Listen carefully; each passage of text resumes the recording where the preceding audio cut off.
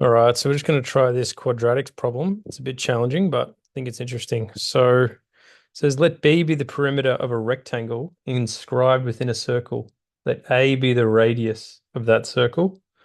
Show that the rectangle can be inscribed within the circle only if B is greater than 4A and less than or equal to 4 root 2 multiplied by A. So here's a sort of diagram to get your mind thinking about what's kind of going on here. We can actually play this as well. We can change the value of A, which is the radius of the circle, and that's going to give us different value. It's going to give us different yeah, sort of rectangles and different circles. This slider here changes the ratio between X and Y, but you can see we have this sort of situation going on.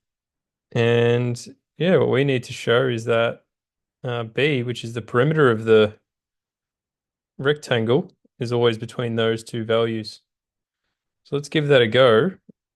First thing we're going to say is we're going to call this length X.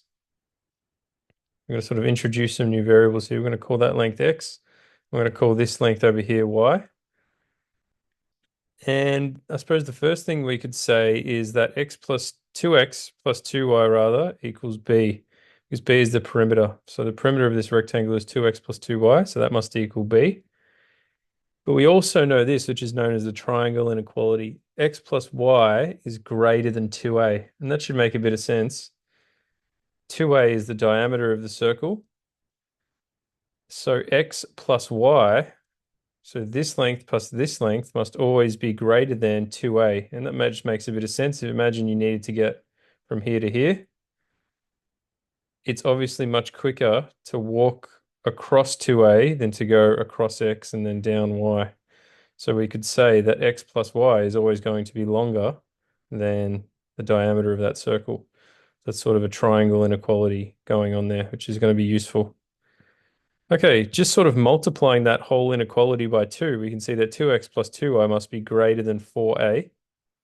And so therefore, b must be greater than 4a because 2x plus 2y is b. So we've already shown that b has to be greater than 4a. So that's pretty nifty. And the first part's done. Let's tackle this second part here. To begin with this second part, we need to recognize the following fact, which is just Pythagoras. We know that x squared plus y squared must equal 2a squared. 2a squared is just 4a squared. So x squared plus y squared equals 4a squared. Okay, from earlier, from over here, 2x plus 2y equals b. If we rearrange that for y, we can get, yeah, y is the subject, and we would get y equals b minus 2x on 2. I'm going to take that now. I'm going to substitute it into here. So that's going to give us this, x squared plus b minus 2x on 2 all squared equals 4a squared. And then you definitely need to get a pen and paper out here and sort of work this out, expand the brackets, rearrange things, and you'll get this quadratic. Now, this is a quadratic in x. And remember, x is with this length here. And it's obviously got these other parameters, a and b.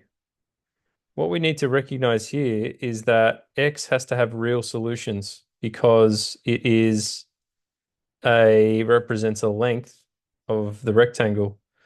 So what that means is the discriminant of this quadratic has to be greater than or equal to 0. And if we do that, we can find b in terms of a. So what we say is the discriminant of this has to be greater than or equal to 0. And so evaluating the discriminant, we're going to get negative 4. Sorry, 1 second. I just noticed an error there in the discriminant. Negative 4b squared minus 4 times 8 times b squared minus 16a squared. Expanding that out will give you this. And then we want to get b as the subject in terms of a. So these are like terms. Bring 512a squared to the other side.